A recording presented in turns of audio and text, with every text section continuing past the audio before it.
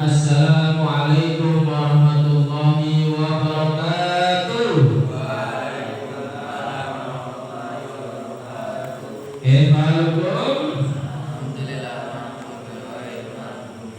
Alhamdulillah ini bil khair kama tarawni. Alhamdulillah alladzi khalaqa lakum ma fil ardi jami'an thumma istawa ila as-sama'i fasawwahunna sab'a samawat wa huwa bikulli syai'in 'alim. Allahumma shalli ala sayyidina Muhammad wa ala ali sayyidina Muhammad. Wa khairu ma nattabi'u hadha ta'lim nursilu surat al-Fatihah li muallifi hadzal kitab asa an yanfa'ana bi'ulumihi. Naqra sab'al masani al-Fatihah. A'udzu billahi minasyaitonir rajim. Bismillahirrahmanirrahim. Alhamdulillahi rabbil alamin arrahmanir rahim maliki yaumiddin. Iyyaka na'budu wa iyyaka nasta'in. Ihdinas siratal mustaqim. Siratal ladzina an'amta 'alaihim ghairil maghdubi 'alaihim waladdallin. Amin ya rabbal alamin. Tayyib bil amsi wasalna ila, kemarin sudah sampai mana kemarin? Al-faidah. Faidah yang keberapa? Faidah yang ke 7 apa 8? Faidah 7 apa 8 kemarin? Faidah yang ke-8. Setiap orang menyadarkan diri kepada dinar. Apa dinar itu? Uang, dirham, ya, uang dinar, uang dirham, kepada harta, kepada pekerjaan, profesi, dan bahkan ada yang bersandar kepada makhluk. Ya, itu yang ke-8. Bolehkah kita bersandar kepada selain Allah? Bolehkah kita bersandar kepada selain Allah? Gak boleh. Ya, kalau mau bersandar, bersandarlah kepada yang paling kuat, paling kaya, paling tinggi, paling segala macam, paling pokoknya, yaitu Allah. Kenapa? Supaya kita tidak kecewa. Kamu bersandar kepada orang tuamu, mohon maaf, suatu saat orang tuamu akan meninggal. Kamu bersandar kepada ustaz, mohon maaf, ustaz suatu saat meninggal. Kamu bersandar kepada siapa lagi? Temanmu, saudaramu, keluargamu, suatu saat mereka akan meninggalkan kamu. Paham ya? Baik, kita lanjutkan. Fatawakkaltu 'ala Allahi fa huwa hasbi wa ni'mal wakil. Oleh karena itu aku bertawakal kepada Allah. Ya, fa huwa hasbi, dialah yang mencukupkanku. Ya, wa ni'mal wakil, dan sebaik-baiknya wakil itu pelindung. Sebaik-baik pelindung yaitu Allah. Gak mungkin yang lain, karena Allah yang memberikan kehidupan dan yang memberikan mati. Mau kamu sekuat apapun, bodyguard sebanyak apapun, kalau kata Allah kamu masih hidup, ya hidup. Kalau kata Allah kamu mati, mau kamu dibentengin apa, seumpama tank baja selapis, seumpama 1 kilometer lapisan baja, seumpama, untuk menutupi badan kamu supaya tidak mati, tetap saja kalau Allah menghendaki kamu mati, kamu akan mati. Ustaz teringat banget kisahnya Muhammad Ali, petinju Amerika yang Muslim. Dia ketika sebelum akhir hayatnya, dia tahu kenapa, kena penyakit apa? Kena penyakit stroke. Kemudian ditanya Muhammad Ali, kamu ketika mendapat penyakit seperti ini apa yang kamu ambil pelajaran? Kata Muhammad Ali apa? Dulu aku merasa bahwa diriku adalah the greatness. Greatness itu yang paling agung, yang paling keren, yang paling tangguh. Tapi setelah aku mendapatkan penyakit, Allah menyadarkanku bahwa aku hanya makhluk lemah. Bayangkan, yang dulunya Allah, mohon maaf, siapapun yang menghalangi Muhammad Ali akan kalah. Bahkan musuh-musuh terberatnya pada zaman itu, ya petinju-petinju dunia itu ditumbangkan sama dia dengan begitu mudah. Bahkan ada petinju yang berkokar, pukulannya kuat, dimainin sama dia. Dia cuma hindar-hindar saja. Ayo pukul lagi, terus pukul lagi, sampai begituin. Ayo pukul lagi seperti itu. Nunjuk lagi, dia nyantai aja. Terakhir, ketika melihat musuhnya udah mulai kelelahan, balik tinju, kemudian kalah. Banyak yang menganggap dia itu adalah petinju terbaik pada saat itu, dan dia juga merasakan itu, sehingga kesombongan itu ada dalam dirinya. Namun betapa Allah mudahnya, ya, betapa Allah mudahnya membuat penyakit yang menyebabkan seorang Muhammad Ali itu sadar diri bahwa dia hanya makhluk biasa, dia hanya manusia biasa. Yang mohon maaf, jangan tuh, ini siapa yang Haris? Tahu nggak? Sehebat-hebatnya manusia, kalau kena nyamuk demam berdarah DBD, dia suatu saat akan mati. Nyamuk kecil, ya. Jadi, masya Allah, itulah keagungan Allah kirim saja nyamuk. Orang-orang yang sombong itu hati-hati, orang-orang yang sombong didatangkan sama Allah nyamuk, terus besoknya mati. Ya, makanya jangan sombong, jangan merasanya paling hebat, jangan merasa paling tangguh. Setangguh-tangguhnya kita dipatok ular langsung melipir, ya, dipatok ular langsung melipir, ya kan, langsung adu-adu gitu. Baik, maka sebaik-baiknya bertawakal itu, ya kan, berserah diri hanya kepada Allah. Kemudian selanjutnya itu poin yang pertama, ya, sebaik-baiknya bertawakal itu kepada Allah. Selanjutnya, faqala syaqiqun waffaqakallahu ta'ala inni qad nadartu at-taurata wal injila waz zabura wal furqan. Kata Syekh Syaqiq Al-Balqi, ya kan, dia berkata,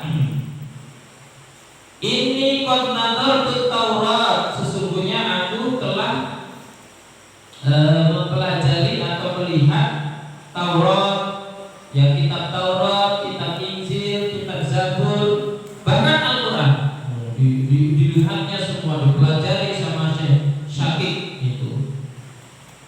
Kemudian fawajadtu al-kutuba al-arba'ata taduru ala hadhil fawaid, dan aku menemukan kitab-kitab yang empat ini tadi yang sudah disebutkan, taduru ala hadhil fawaid al-thamaniyah, jadi berkisar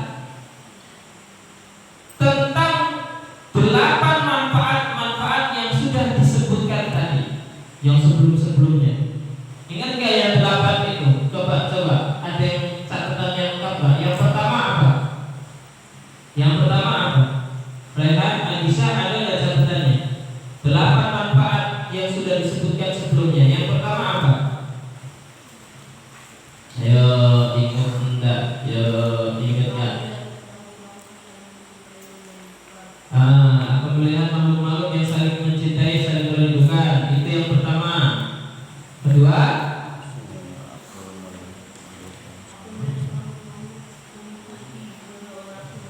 Ah,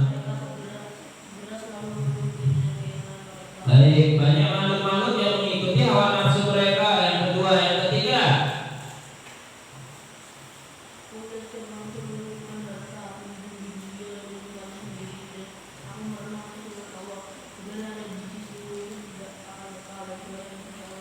Banyak orang yang menyimpan harta, menganggap harta itu sesuatu yang perlu disimpan, padahal tidak ada yang kekal. Selanjutnya,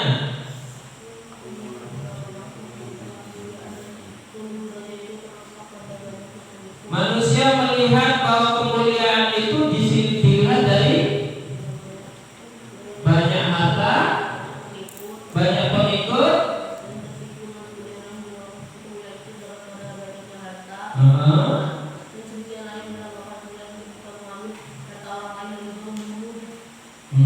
Kemudian selanjutnya, manusia saling mencela. Selanjutnya,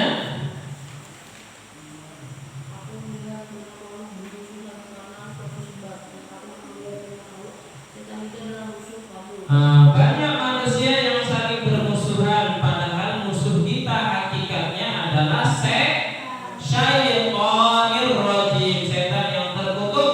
Itu musuh kita yang jelas. Jadi nggak usah musuhin yang lain. Selanjutnya,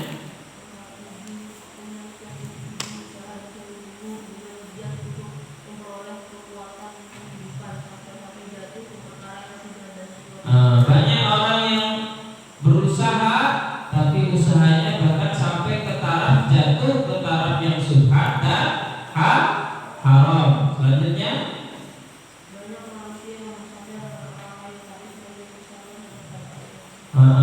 banyak orang yang bersandar kepada makhluk, sebagian bersandar kepada Allah. Jadi Syekh Syakir ini melihat bahwa yang dibahas dari 4 kitab itu semua berkaitan tentang yang tadi disebutkan oleh Ananda Musyafa. Ya. Kemudian faman amila biha kana amilan bihadhil kutubil arba'ati. Nah, lihat, tahu enggak? Barang siapa yang mengerjakan semuanya tadi yang 8, sama saja kita mempelajari atau mengamalkan 4 kitab yang sudah Allah turunkan ke muka bumi. Ya, baik itu kitab Taurat, baik itu kitab Zabur, baik itu kitab Injil, baik itu kitab Al-Quran. Artinya apa? Artinya kita melaksanakan benar-benar perintah Allah. Ini khususnya kitab-kitab yang masih orisinil ya. Kitab-kitab yang masih orisinil, bukan yang sudah diubah oleh tangan manusia. Ayuhal waladu qad alimta min hataini al-hikayataini annaka la tahtaju ila tafsiril ilmi wal an ubayyinu laka ma yajibu ala saliki sabilil haq. Wahai anakku, qad alimta, kamu sudah mengetahui min hataini al-hikayataini, dari 2 kisah tadi, annaka la tahtaju ila tafsiril ilmi, seyogianya kamu tidak membutuhkan banyaknya ilmu. Wal ana ubayyinu lak, sekarang saatnya aku akan menerangkan kepadamu. Apa itu? Ma yajibu ala saliki sabilil haq, apa yang wajib bagi orang-orang yang menuntut atau menempuh jalan yang benar, ya, atau orang yang menempuh perjalanan saling itu, perjalanan menuntut ilmu, maksudnya sabilil haq, di dalam perjalanan yang benar, jalan yang benar. I'lam annahu yanbaghi lis-saliki syaikhun mursyidun murabbin liyukhrijal akhlaqas sayyi'ata. Ketahuilah, ya, sesungguhnya yang bagi Lisaliki, seyogyanya seharusnya bagi orang yang menempuh perjalanan menuntut ilmu, dia memiliki syaikhun mursyidun, dia memiliki guru yang memberi petunjuk, murabbi yang mendidik, liyukhrijal akhlaq as-sayyi'ata, untuk keluar dari akhlak-akhlak yang buruk. Jadi carilah yang pertama, yang penting itu ahli, bukan hanya menuntut ilmunya saja, tapi yang terpenting adalah kalian mencari guru yang bisa memberi petunjuk sekaligus juga mendidik agar kamu keluar dari akhlak-akhlak yang buruk. Itu yang penting. Yang penting bagi seorang penuntut ilmu apa? Mencari guru yang memberi petunjuk dan juga mendidik agar keluar dari akhlak-akhlak buruk. Itu yang pertama. Akhlaknya harus dibina dulu. Akhlaknya harus dibina. Al-adabu fawqal ilmi. Adab itu di atas ilmu. Maka kalau adabnya sudah baik, insya Allah ilmu akan mudah. Nih yang ngantuk-ngantuk ini harusnya belajar memperbaiki diri untuk tidak ngantuk, karena itu bagian akhlak. Catat ustadznya ketika ngomong, ya, insya Allah kalau digerakkan penanya tidak akan ngantuk. Tadi poinnya ustadz sampaikan apa ya? Ya kan? Apa poinnya tadi? Apa poinnya tadi yang terakhir? Ya, bagi orang yang menuntut ilmu atau di jalan menuntut ilmu, carilah guru yang mursyid, memberi petunjuk, murabbi dan juga mendidik. Lihat menuja al-akhlaq as-sayyi'ah, agar keluar dari akhlak-akhlak yang buruk. Paham ya? Maka Ustaz ini masalah akhlak ini tolong ya dijaga akhlaknya, baik sama ustadz-ustadznya. Ya, tidak ada perbedaan ustadz dan ustadz tenis. Tidak ada perbedaan antara ustadz Oman dengan ustadz Zaki, ustadz Oman dengan ustadz Rifki dengan ustadz Reza. Semua ustadz kalian harus perlakukan sama. Paham ya? Kalau beliau terangkan harus mendengarkan. Kalau beliau mengajarkan harus kalian dengarkan. Kalau beliau ini memerintahkan, kalian harus mengikuti. Kenapa? Karena mereka itu adalah guru kita yang insya Allah tidak akan pernah menjerumuskan kita ke dalam kezaliman. Ada nggak ustaz yang menyuruh kalian ke dalam sesuatu yang buruk? Ada nggak? Nggak ada. Selama yang diperintahkan baik, ikuti. Baik itu ustaz Danis dan lain sebagainya. Paham ya? Ini ustaz nggak mau ini kalau yang ustaz Oman ngajar pada bangun semangat.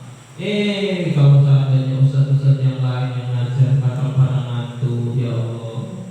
Ustaz kadang berpikir, kamu bagaimana mau mendapatkan ilmu? Sadar saja belum tentu paham. Apalagi dengan ngantuk, apalagi dengan tidur. Ya,